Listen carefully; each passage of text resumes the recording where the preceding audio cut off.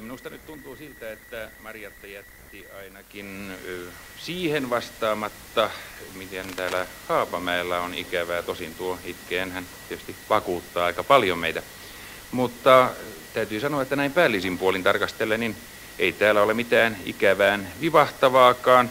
Päinvastoin minä sanoisin, että tämä paikkakunta täällä, se on ehkä näin lumittomana talvenakin melkeinpä niitä kauneimpia, mihinkä täällä Suomessa voi tulla. Täällä on sellainen kapea laakso, jonka toisella rinteellä on komeita punakylkisiä honkia, ikivihreitä puita, jotka antavat tälle maisemalle näin talvellakin väriä. Toisella puolen valkokylkistä komeaa koivurunkoa, jotka antavat aiheen olettaa, että kesällä niin täällä sietää hyvinkin käydä. Ja ainakin maanteitse tänne tultaessa, niin nuo näkymät muistuttavat melko paljon Punkaharjun maisemia. Sellaiselta se näyttää noin ulkopuolisesta käsin tämä Haapamäki, mutta minkälaista on sitten paikkakunnan omien asukkaiden tieto ja näkemys tästä? Siihen minä olen pyytänyt tänne vastaamaan lehtori Kalle A. Ritokankaan. Tervetuloa.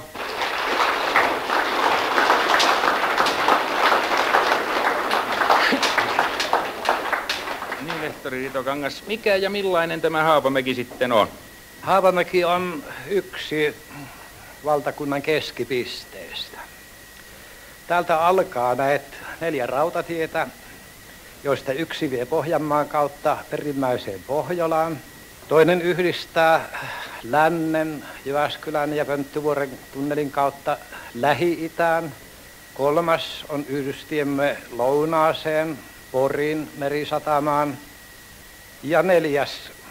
ei aivan merkityksetön sekään, vie Tampereen kautta etelään ja päätyy Helsinkiin, Turkuun, Naantaliin ja muihin pienempiin merenrantakaupunkeihin. Erään haaran tiedän, kiskotuksen tiedän päättyvän Vladivostokkiin, Japanin meren rantaan. No onko ihme, että rautatie on meille kaiken elämän antaja, meidän alkuäitimme ja emomme. Hallinnollisesti me olemme sijoittuneet Keski-Suomen läänin äärimmäiseen lounaiskolkkaan, kuuluisan Keuruun pitäjän ja seurakunnan alle alistettuna asutustaajamana. Asukkaita meitä on ahtaimmin ottaen 2500 päätä ja itse kylää. No niin, ohi kulkeva ei meidän kylämme näe, sillä me olemme somasti hajakeskittyen maastoutuneet rautatiealueen ulkopuoliseen luontoon. Verrattomasta luonnon läheisyydestä ja luonnon kauneudesta kertovat asuinpaikkojemme nimet, sellaiset kuin Petäjäinen, Mäntyrinne, Honkarinne, Koivurinteet, Haapakoto, Pihlajamäki, Katajamäki, Haapamäki, Pihlajaoja, Kumpulampi, Väinölänmäki, Heinävuori, vain muutamia mainitakseni. Näiden rinteiden ja mäkien väliin ovat vuosituhansia sitten etelään virranneet vedet, uurtaneet kurun, jonka osittain jo kuivaneille hetteille, lietteille on rakennettu siellä tuolla alhaalla makaava rautatie. Ja sen rautatien yläpuolella makaa hyvin usein vielä vuosituhansien takainen sumu, mikä on kai käynyt ohimatkustavien hermoille. No, onko teillä nyt jotakin muuta erikoista vielä täällä Haapamäellä? No, eipä nyt oikeastaan niin mitään erikoista, mutta onhan meillä kyllä tuolla esimerkiksi eräs Suomen kauneimpia uusia kirkkoja.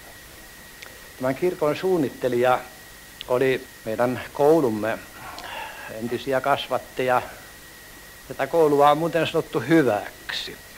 Mainitsen erään 14 vuotta pitkän jakson, jonka aikana koulu valmisti 220 ylioppilasta, joilla yhteensä oli vain 5 kevätreppua. Joku päivä sitten viivähti television kuvaruudulla ihmeellisten retorttiensa ja elektroniikkansa parissa professori, jonka mainitsen sen vuoksi, että hän oli ensimmäinen koulumme kokeilas, joka reputti reaalikokeessa. Ja samalla kertaa reputti Suomen nykyisin tietääkseni nuorin, varsin kuuluisa kenraali.